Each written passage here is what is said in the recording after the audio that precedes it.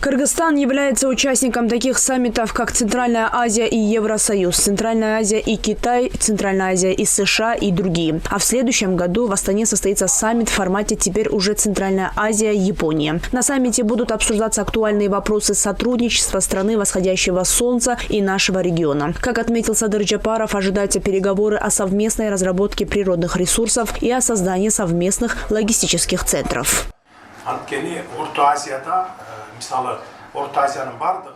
Сегодня каждая страна в Центральной Азии имеет тесную связь с Японией. К примеру, Кыргызстан активно закупает у Японии автомобили и новые технологии. На сегодня товарооборот между нашими странами составляет более 150 миллионов долларов США. Одним из наиболее приоритетных направлений сотрудничества между регионом и Японией является привлечение новых технологий. Сегодня, когда в мире неспокойно, наращивание торгово-экономических отношений между Японией и нашими странами – необходимость. Считаю, что саммит в таком формате имеет большое будущее и важен для всех нас. Поскольку Кыргызстан не имеет выхода к морю, нам необходимо воплотить проект строительства железной дороги Китай-Кыргызстан-Узбекистан. Реализация будет проходить в рамках китайской инициативы «Один пояс, один путь». Товары из Японии мы также сможем везти через эту железную дорогу, отметил президент.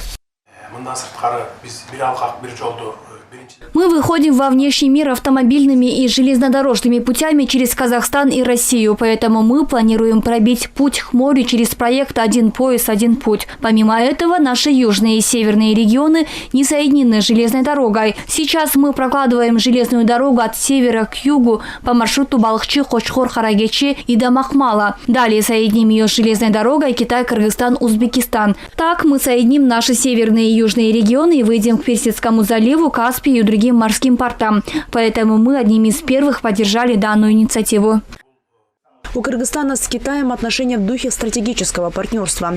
Между странами нет спорных вопросов, все наши границы согласованы и признаны в ООН. По словам Садыра Джапарова, с Казахстаном границы согласовали давно, а в прошлом году согласовали границы с Узбекистаном, тем самым поставив точку в вопросах, которые не решались на протяжении 30 лет. На сегодня проводятся переговоры по согласованию границ с Таджикистаном.